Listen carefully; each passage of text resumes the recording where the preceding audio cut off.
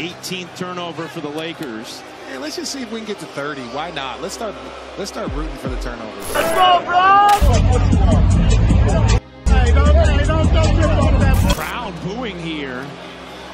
Understandably so. I remember the last time that we had a Los Angeles Lakers game that wasn't absolutely embarrassing. It's almost as if every time the Lakers play on national television, it's just an opportunity for the entire world to see how horrible of a team we truly are. But last night reached a brand new low for the Los Angeles Lakers, where you saw LeBron James and Trevor Ariza talking back to their fans that were legitimately booing them. And it got way worse, and it just doesn't seem to be looking good for the Lakers for the rest of the season. Before we get to the content, just a reminder, we're giving away $500 to a subscriber. That turns on our notifications on this channel. We're also giving away $500 to one of my followers on Instagram. Now that we got all that out of the way, cue the intro.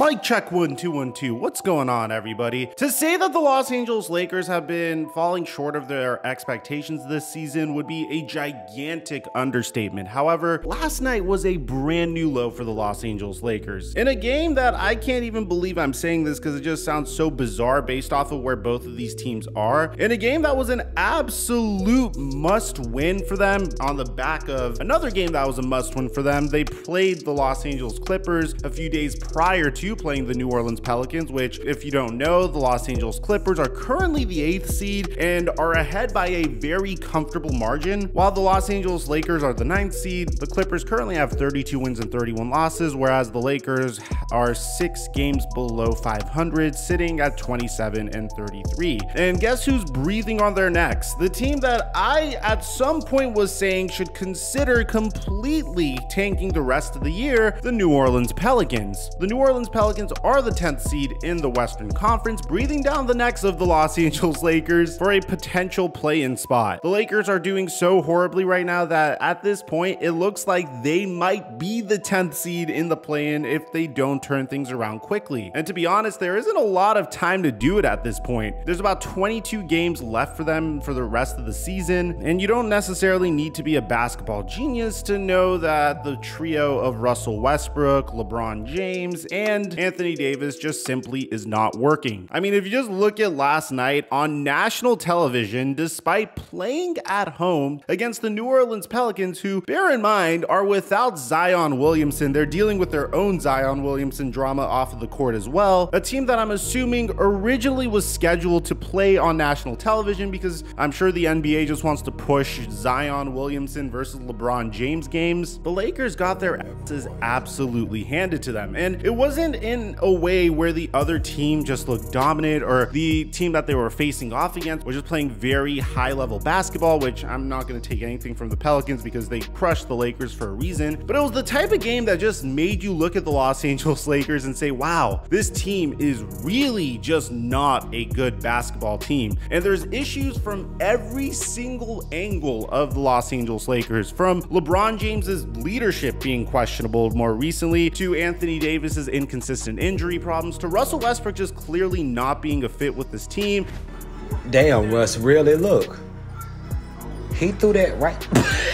To the fact that now the Los Angeles Lakers did not have any money whatsoever to try to acquire some depth throughout the rest of their team. And what's even funnier about this is if you look at what was originally supposed to be the Lakers' plan A, which was Buddy Hield and DeMar DeRozan is looking like one of the greatest MVP candidates to not win MVP in quite some time. I mean, if you have League Pass and you're turning on Chicago Bulls games, you're watching DeMar DeRozan age like a fine wine and play easily the best basketball of his young career. The Chicago Bulls have everything that you would want in a team. They have young talent that plays hard on offense and defense. The players also are able to contribute to remarkable spacing, and they have players that just gel well with one another. I mean, Zach LaVine, DeMar DeRozan, Nikola Vucevic, Lonzo Ball. It's just when you look at teams like that, and then you look at teams like the Los Angeles Lakers, who are pretty much a big three, where the big three doesn't work well together, you can really see that the whole big three philosophy is just an outdated way to build a team, thankfully. Now, I think the highlight of this game personally was there was a point where LeBron James and Trevor Ariza and Russell Westbrook were talking back to the fans that were booing them. You literally hear LeBron James cursing here. Hey,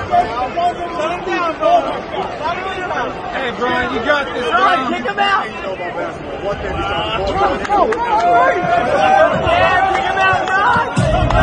You see genie buses leaving in the middle of the game. To give you an idea of how bad the Los Angeles Lakers have been recently, they've won 3 out of their past 10 games. They're 3-7 in totality. Russell Westbrook once again didn't have the best game for himself, putting up 16 points, but also having like 7 turnovers. And it's at the point where the majority of the regular season has passed. You're 60 games in, there's 22 left, and you could officially deem this science experiment to be a colossal failure. I mean, last year we were in a similar position as well, but at least in that instance, I felt like the Lakers actually had a good reason for not being able to put a good product on the floor. And that's the fact that the Lakers were injured throughout the entirety of the season. There's a point where the Lakers looked like they were going to repeat as champions last year until Solomon Hill decided to take out LeBron James's leg and completely ruined any chance the Lakers had of a successful postseason. Ultimately, as a Laker fan, the solution to this entire situation is clear. And no, it's not to, I don't even know why this is a narrative at all whatsoever, but it's not to trade LeBron James or Anthony Davis, which bear in mind, you are not able to trade LeBron James and Anthony Davis. This entire organization's practically ruled by Clutch Sports. And honestly, I would like to know what Laker fans would think of LeBron James if he just got up and left. I mean, the guy comes in, sees a team with Lonzo Ball, Brandon Ingram, Josh Hart, a bunch of young talent, ends up gutting out the entire roster for Anthony Davis, wins us a championship, which I will be grateful for, and then kind of puts us in a situation where we're screwed for the next 5 years if he does leave. I don't know how I would feel about the man after that, but that's a different conversation for a different day. I think we've reached a point where it's obvious why the Los Angeles Lakers aren't successful. We've had a large enough sample size to determine this. I don't think the big three of LeBron, AD, and Westbrook work to the point where you could just have a bunch of players on veteran contracts coming off the bench. I mean, when you look at other contenders, when you look at like the Philadelphia 76ers, you have options. You have Joel Embiid and James Harden and Tobias Harris and Danny Green. Like, Danny Green isn't the most high-end role player, but at least he's not like a old Trevor Ariza or a washed Rajon Rondo that eventually would get traded, or Carmelo Anthony, who I'm gonna admit has been performing pretty well this year, but it wasn't really logical to depend on him the way the Lakers did this past year. You look at the Philadelphia 76ers, and that's a team that has depth aside from James Harden and Joel Embiid. You look at the Brooklyn Nets, and that's a team that has depth apart from Kevin Durant, Kyrie Irving, and Ben Simmons. I mean, you have Seth Curry over there, you have Joe Harris over there, you have Andre Drummond over there. Hell, even their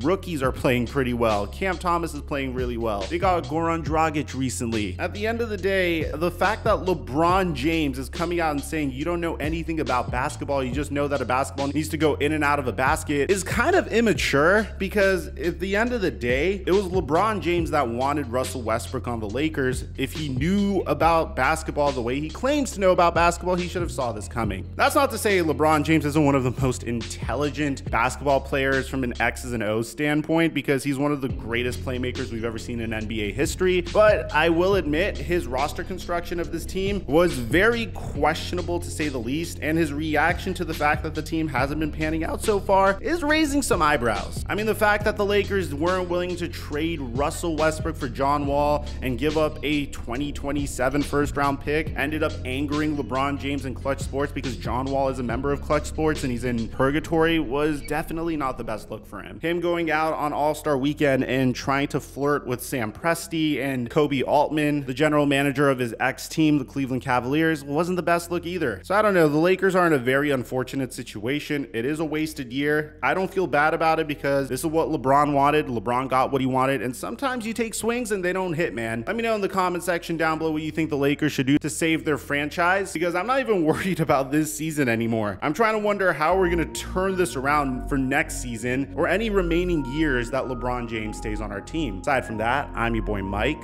I'm dropping our mic until our next upload. Lucas.